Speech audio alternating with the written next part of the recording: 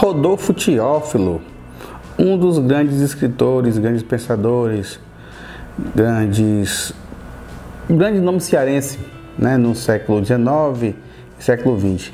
E é sobre ele que eu vou falar agora, né?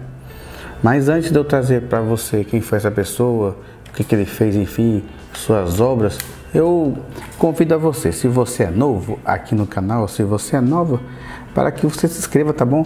Aí embaixo tem inscrever-se em vermelho, tá certo? Você se inscreve, ativa o sino, deixa o like, né? Para que você não perca nenhum vídeo, tá bom? Bem, eu vou trazer aqui para você as informações sobre ele, que você viu aqui na tela quando eu comecei a falar sobre esse vídeo, né? É isso. Rodolfo Teófilo. Vou trazer para você aqui uma informação antes de eu começar a falar sobre ele, sobre quem foi ele, enfim, onde ele nasceu, onde ele morou, enfim, vou trazer aqui para vocês essas informações, né? Essa aqui que você vai ver aqui agora é a casa onde ele viveu, ali em Maracanã atualmente, que naquela época pertencia à cidade de Maranguape, né? Tá vendo aqui a casa lá em Maracanã, que naquela época ainda era de Maranguape, tá certo? Uma bela casa, né? Enfim, pode observar aí, tá bom, né? Isso aqui para vocês as informações com mais clareza. É isso aqui. Rodolfo Teófilo.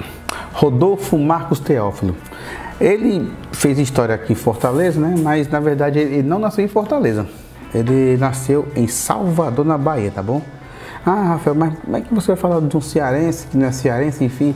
Enfim, mas como eu falo de história do Ceará, não história dos cearenses, mas história do Ceará em si, alguém que chegou, fez história no Ceará aqui, então vamos mostrar para você mais sobre ela, tá bom? Rodolfo Marcos Teófilo, ele nasceu em Salvador no dia 6 de maio do ano de 1853. Ele faleceu aqui em Fortaleza no dia 2 de julho de 1932. Então viveu 79 anos, né?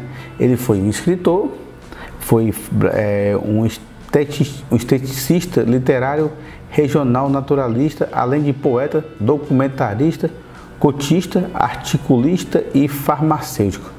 Naquela época a pessoa tinha um monte de profissão, enfim, né? Você viu aqui que eu mostrei para você a imagem da foto da casa onde ele viveu, enfim, né? Casa onde viveu Rodolfo Teófilo em Maracanã, que naquela época ainda Maracanã era distrito de Maranguape, né? Enfim.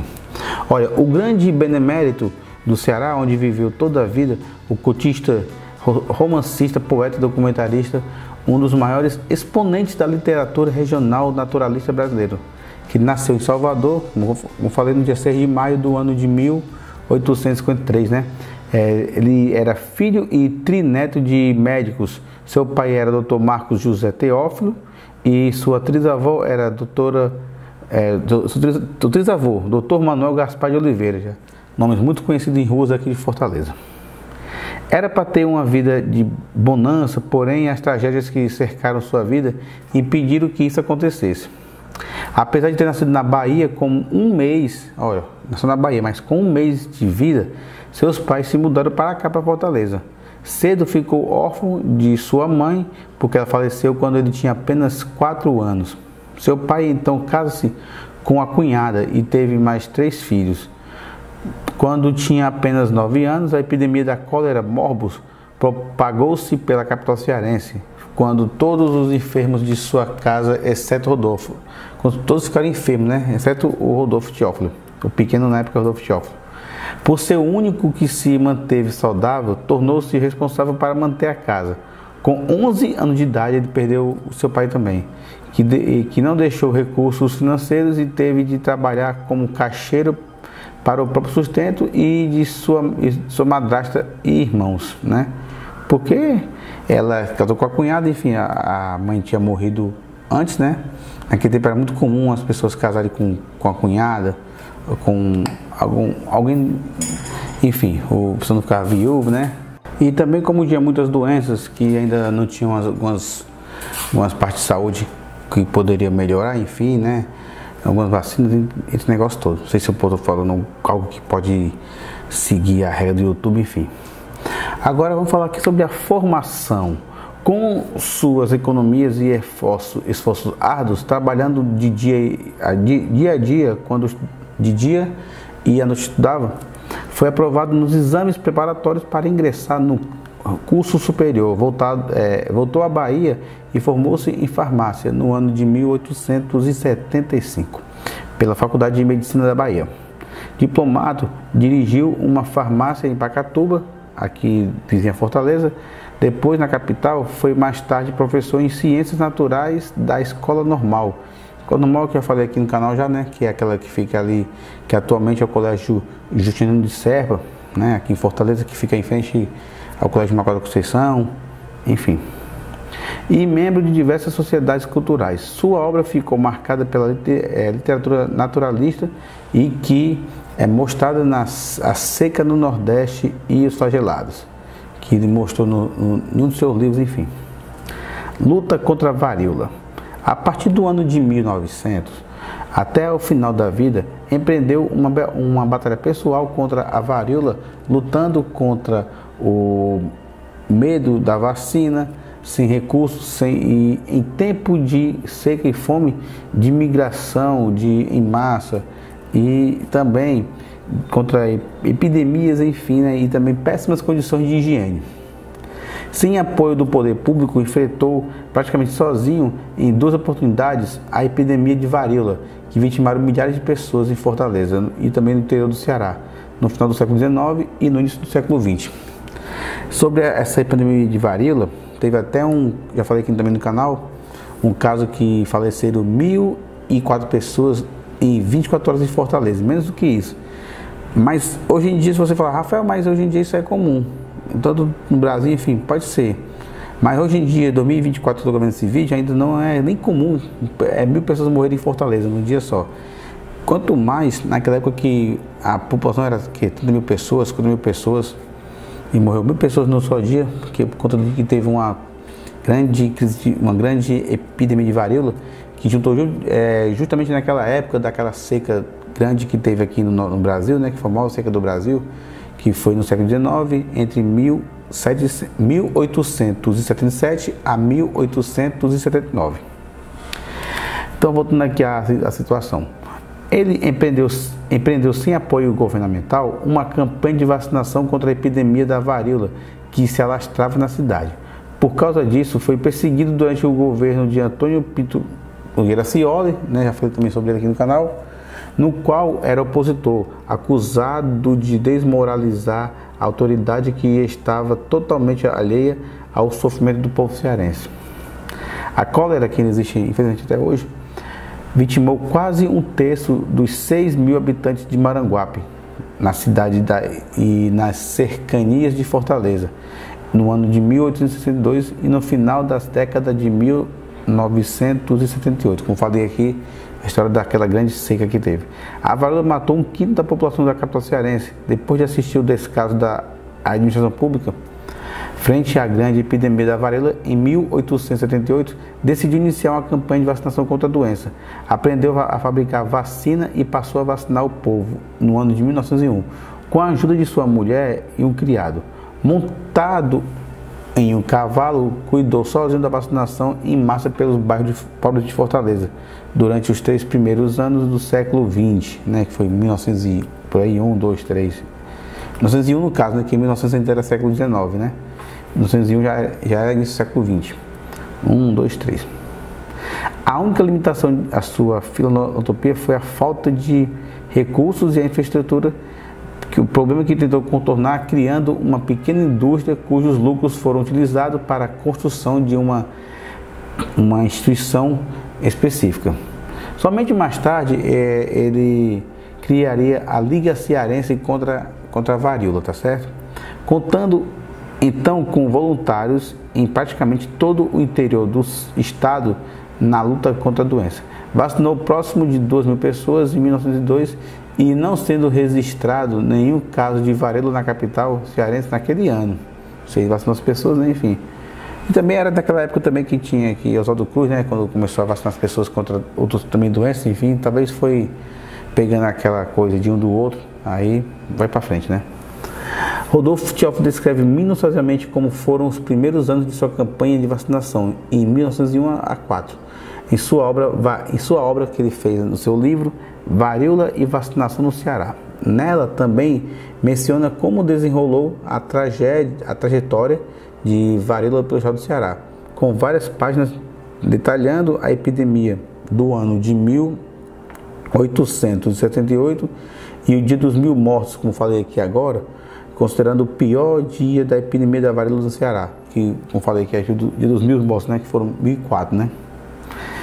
Agora vamos falar aqui um pouco sobre o trabalho literário. O trabalho literário dele tomou parte nos movimentos literários do Ceará, tendo pertencido desde 1894 à velha padaria espiritual. Já falei sobre essa padaria espiritual aqui no canal, nos episódios que eu falei sobre o grande Antônio Salles, enfim. A entidade de fins literários e artísticos que se fundara em Fortaleza no ano de 1892. Uma espécie de agremiação literária que, pelo comportamento irreverente dos seus membros, antecipou o modernismo do Brasil. Ou seja, o que foi de moderno foi antecipado no Brasil, né? Atuava como militante com o nome de padeiro. Marcos Serrano foi padeiro mor, presidente da padaria espiritual em sua terceira gestão. Participou de outras agremiações também, como o Instituto Histórico e Geografia do Ceará, o Clube Literário e o Centro Literário do Ceará, né? Ele foi um historiador e romancista, membro fundador da academia. Ele foi um membro, isso mesmo, cearense, membro da academia, fundador da Academia Cearense de Letras, que fica ali na Rua na Madureira, ali no centro, né, atualmente. Isso está lá até ali naquele prédio, enfim. E depois selecionado com um patrônimo da cadeira número 33, é considerado um dos principais expoentes da literatura regional naturalista do Brasil e um dos maiores nomes da literatura do Ceará. Também ele era também obstinado, isso mesmo. Além de sua luta contra a varíola, ainda encontrou tempo para escrever 28 livros. Que depois dessa luta contra a varíola, ainda encontrou tempo para escrever 28 livros, é isso mesmo. Autor de diversos livros, dedicou-se mais tarde a diversos gêneros. Embora um pouco se conheça publicamente do seu trabalho como escritor, foi introdutor no realismo naturalismo no Ceará, com obra A Fome de 1890, no seu romance de estreia e o primeiro romance cearense publicado em forma de livro, pois até então os romances eram publicados através de folhetins, né, que já falei também sobre como é que funcionava, né, no episódio sobre Antônio Salles. Também aderiu à causa abolicionista. Ele participou ativamente de campanha abolicionista no Ceará, primeira província do Brasil a declarar livres seus escravos. Falei também sobre isso aqui no episódio sobre a cidade de Redenção aqui no Ceará. Escola literária. Rodolfo Teófilo introduziu o naturalismo no Ceará com a obra A Fome. O naturalismo também é realista, só que representa uma tendência mais voltada ao cientificismo,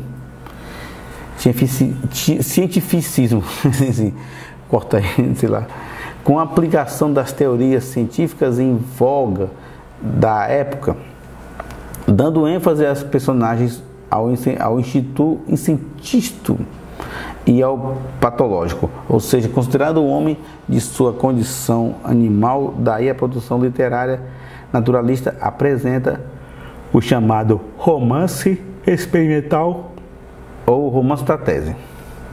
Agora vamos ter aqui vamos tentar ver um pouco as características de suas obras, né? Rodolfo Teófilo apresentou as características do naturalismo como: 1. Ânsia de explicar tudo cientificamente. Determinismo com a relação à altitude das personagens. Nem tudo depende de sua própria vontade. Pode haver imposição do meio, da hereditariedade física e da psicologia.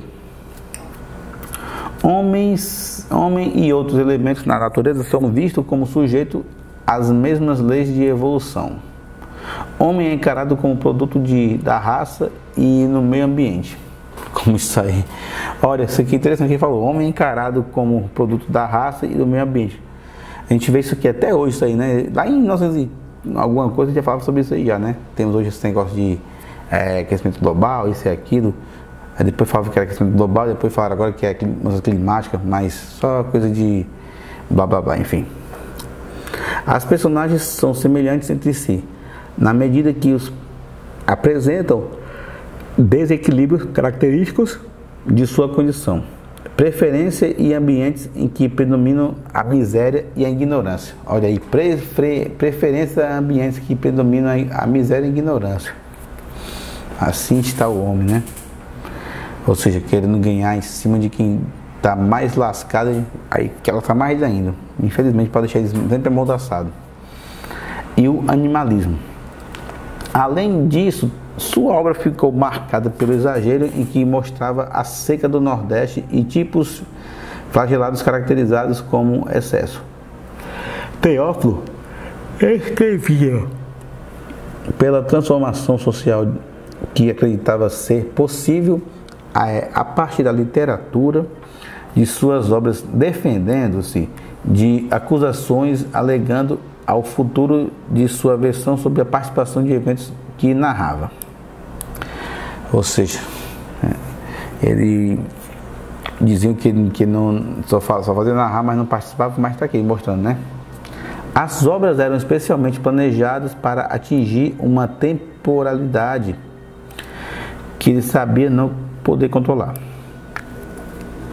As constantes críticas e ataques geralmente partiam de inimigos cujo lugar social era superior. Portanto, ele via perante ao desafio de garantir que sua imagem não fosse deteriorada nem no presente nem no futuro. Ocasiões que se tornavam sua escrita como uma experiência intensa, quase mística. Entre suas principais obras destacam-se A Fome, que pode ser considerada um dos mais chocantes livros de ficção de Rodolfo Teófilo, se não o mais chocante da ficção brasileira de todos os tempos, que retrata justamente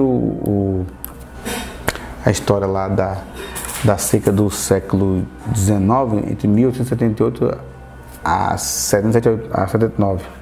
Na obra, a paisagem do Nordeste abandonada e heróico é retratada através das gradações espectrais de desnutrição da penúria com o seu caudal de verdades sociais e econômicas avilantes, chegando às raias do inacreditável. Aí, a importância da obra para as artes. Após a sua morte, né, de Rodolfo Teófilo, ele teve sua vida retratada no livro de jornalista cearense Lira Neto, O Poder e a Peste, que inspirou a peça teatral de Andrei Bessa, Cearense por Opção. O espetáculo foi montado pelo grupo do Teatro Científico da Seara com S, Seara da Ciência, em 2010. No espetáculo, um grupo de jornalistas tenta impedir a destruição de um patrimônio histórico e durante o conflito surge Rodolfo Teófilo. Sua vida passa a ser retratada com liberdade poética para recriar os acontecimentos da época, por isso o termo desbiografia. Então vamos entender aqui as suas obras, né? Olha, antes de eu falar sobre... vou chegar lá. Obras do Rodolfo Teófilo. 1878. Compêndio de Botânica Elementar, que foi no Rio de Janeiro. 1874. História da seca, na época que escrevia seca com um cedilha, não é, né? Seca no Ceará. 1877 a 80, em Fortaleza. Monografia de Macunã, Fortaleza, em 1888. Ciências Naturais dos Contos, em Fortaleza, em 1889. Botânica Elementar, em 1890. A Fome, Romance e Porto, em mesmo ano, em 1890. Mesmo ano também, Campesinas, Poesias, em Fortaleza. 1895, Os Brilhantes Romances, em Fortaleza, 2 volumes. 1897, Maria Rita, romance, Quando eu falo cidade no final, é o local onde ela foi publicada, viu? 1898, Botânica Alimentar com Garcia Redondo, em São Paulo. 1899, Peruara, romance de edição Luiz Kocholewski, em Fortaleza. 1899, Violação, novela. 1901, Secas do Ceará, segunda metade do século XIX, 1901. 1905 a 10, Varíola e vacinação no Ceará, compêndio. 1905, Violência. 1910, o Kuduro, de coletânea. Agora, vou falar aqui, 1912, 13 assim vai. Em 12, Memórias de um Engrossador, lá em Lisboa. 13, Telesias versos. 13, Lira Rústica versos. 14, Libertação do Ceará. 19, Cenas e Tipos. 22, Reino de Quiato com K. Quiato em romance em São Paulo, Monteiro e Lobato e companhia. Ou seja, quem foi por Monteiro e Lobato que foi publicado, ó. Aí. Monteiro e Lobato que é o sentido pica-pau amarelo, né? Show de bola. 1922, Assediação de Juazeiro do Norte. Assediação de Juazeiro do Norte. Eu já falei no canal, eu já falei, ou vou falar no canal aqui ainda. Eu não sei qual é que está aqui nessa ordem crescente aqui dos vídeos. A Seca de 1915, publicado também em 1922. A Seca de 15, né, também foi publicada pelos livros de Raquel de Queiroz, né?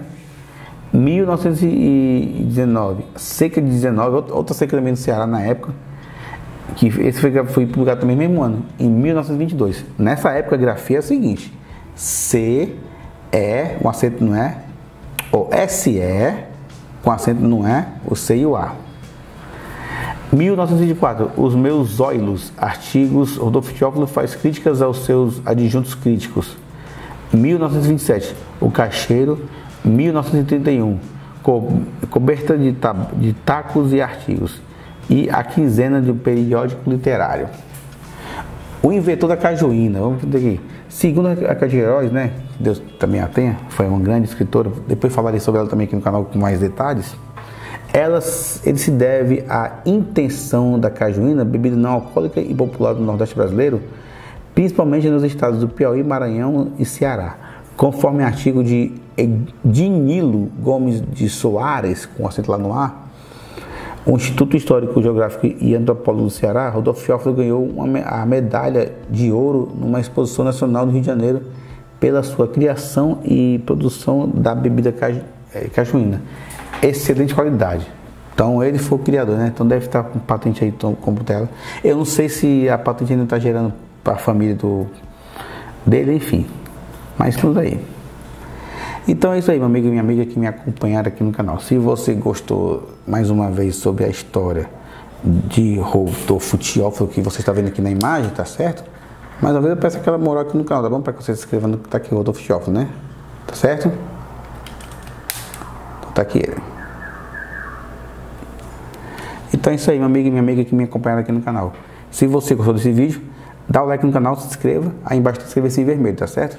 Se inscreve, ativa o sino, deixa o like para que não perca nenhum vídeo. Muito obrigado, fique com Deus e até o próximo vídeo.